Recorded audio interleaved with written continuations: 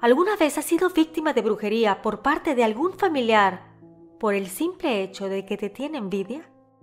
Pues el siguiente relato nos lo envió una suscriptora. Es real y te invito a escucharlo. Ya no hay vuelta atrás. Has entrado a mi casa. Así que ponte cómodo y cierra los ojos. Y vivamos juntos con el miedo.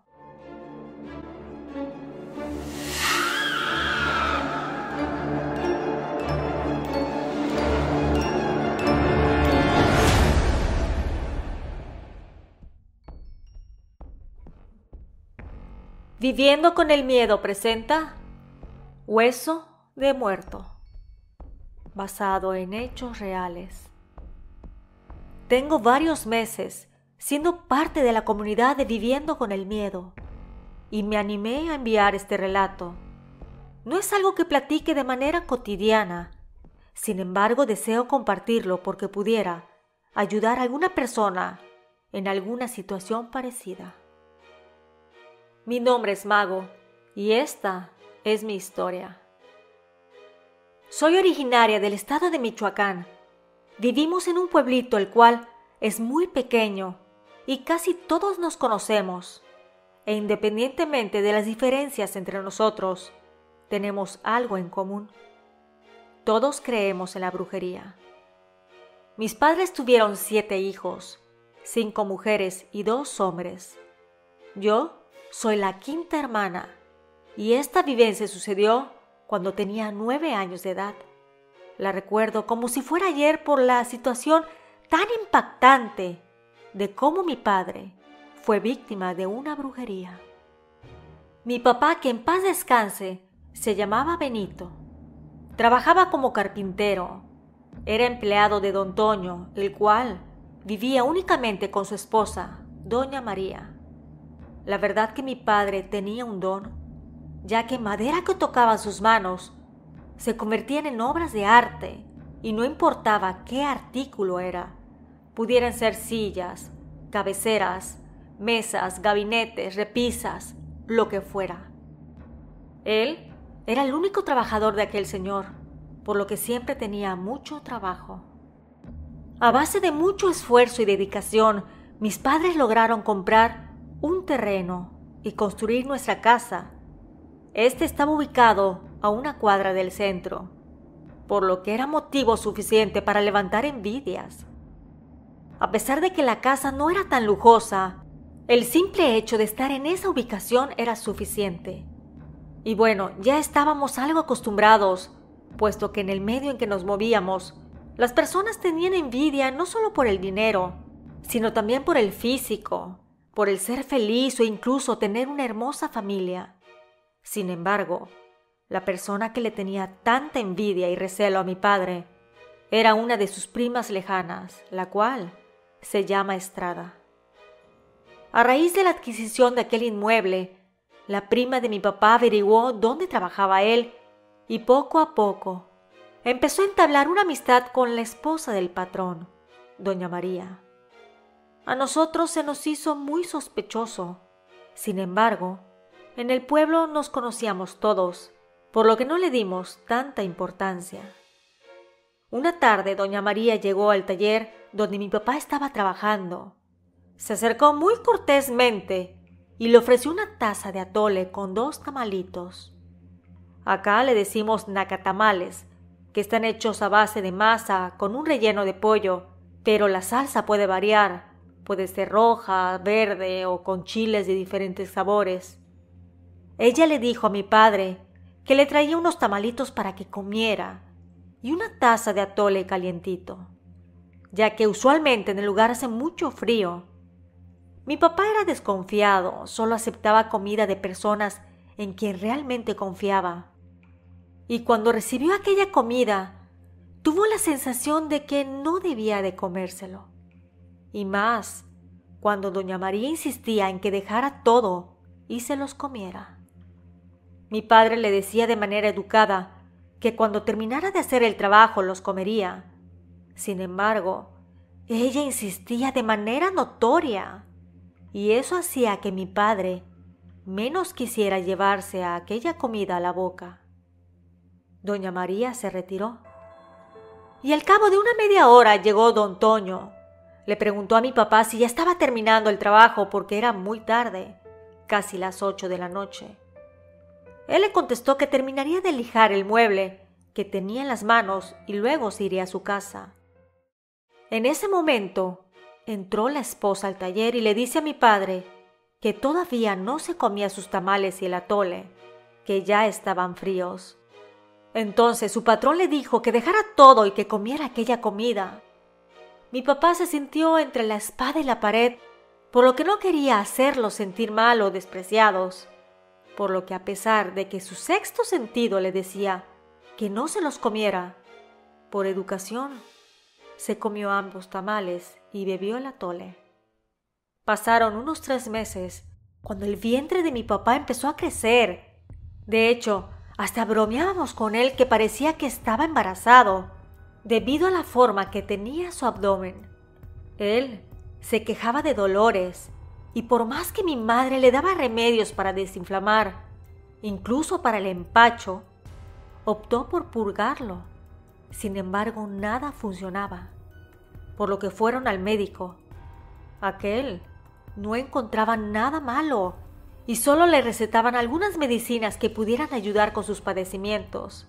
Sin embargo, cuando mi padre tomaba aquellas, los malestares empeoraban.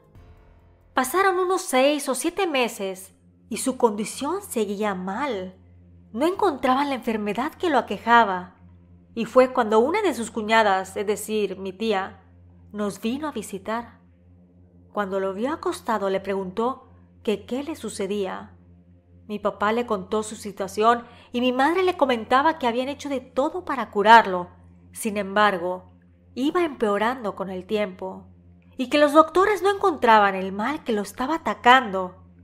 Entonces la tía les dice que conocía una señora que vivía en otro poblado, que era muy buena, que leía las cartas y curaba con hierbas, que podría llevar a mi mamá para que hablara con ella y traerla para que él lo revisara. Mi papá le dijo que no creía en esas cosas.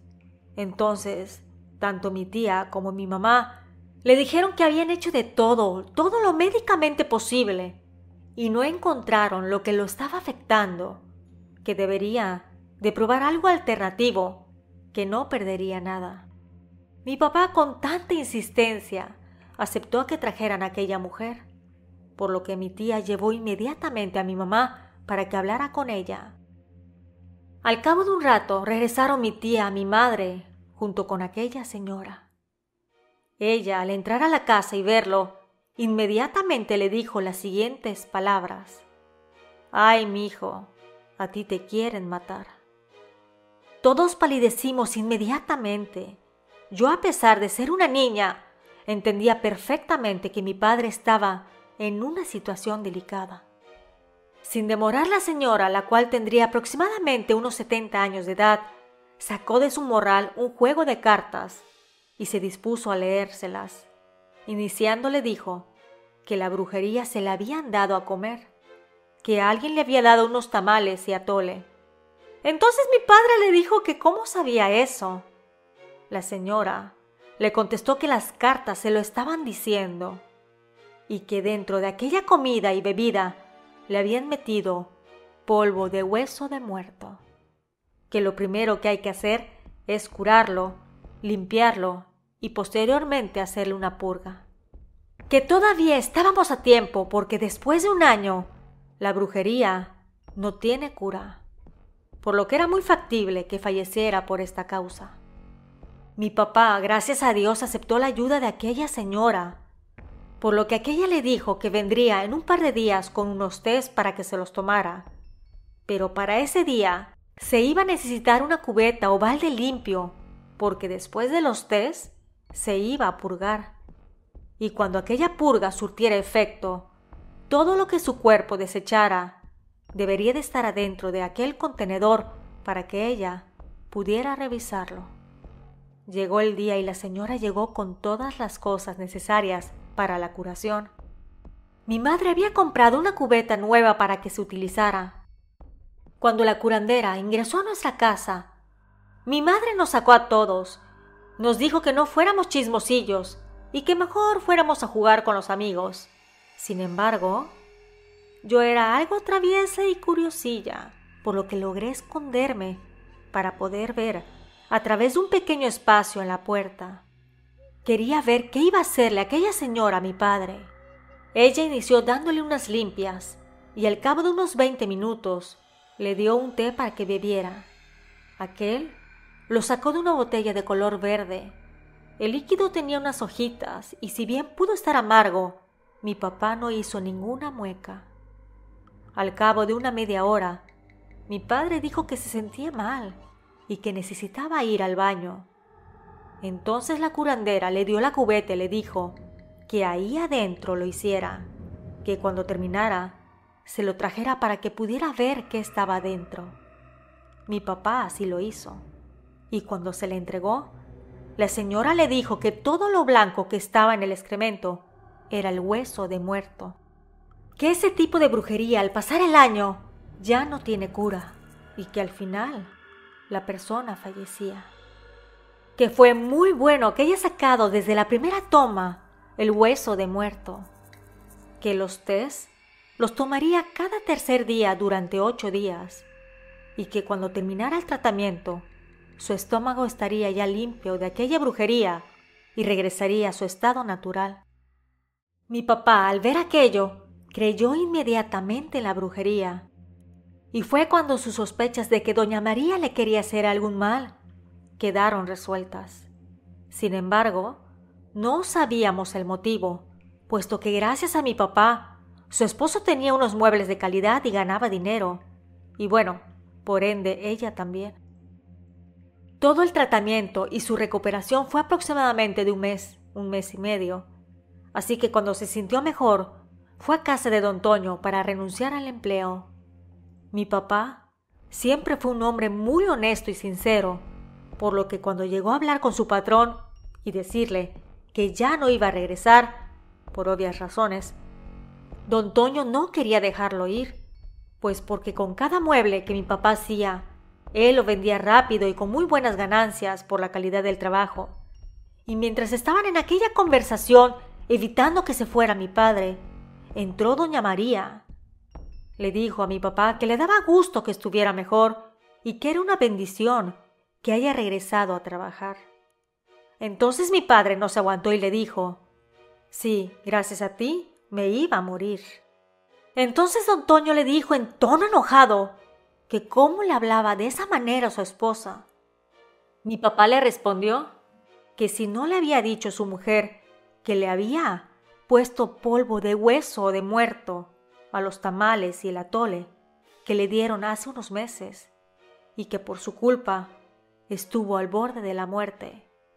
Entonces don Toño volteó a ver a su esposa con ojos inquisitivos y ella rompió en llanto diciendo que no quería hacerlo, que la disculpara, que doña Estrada, es decir, la prima de mi papá, le había prometido un buen dinero si el polvo blanco que le dio se lo ponía en la comida de mi padre, que doña María no sabía qué era aquello, que simplemente le dijo que lo que tenía que hacer era ponérsela.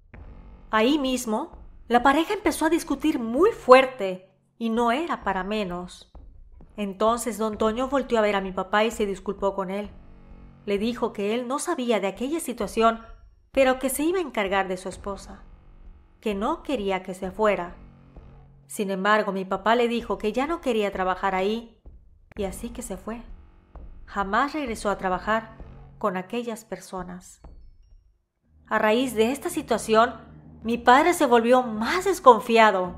Evitaba comer en restaurantes o convivios, y más cuando eran familiares. Pensar que todo lo ocasionó la envidia por tener un terreno cerca de un buen lugar. Yo creo que es mejor ponerse a trabajar y buscar su mejoría y no estar deseando el mal a las personas.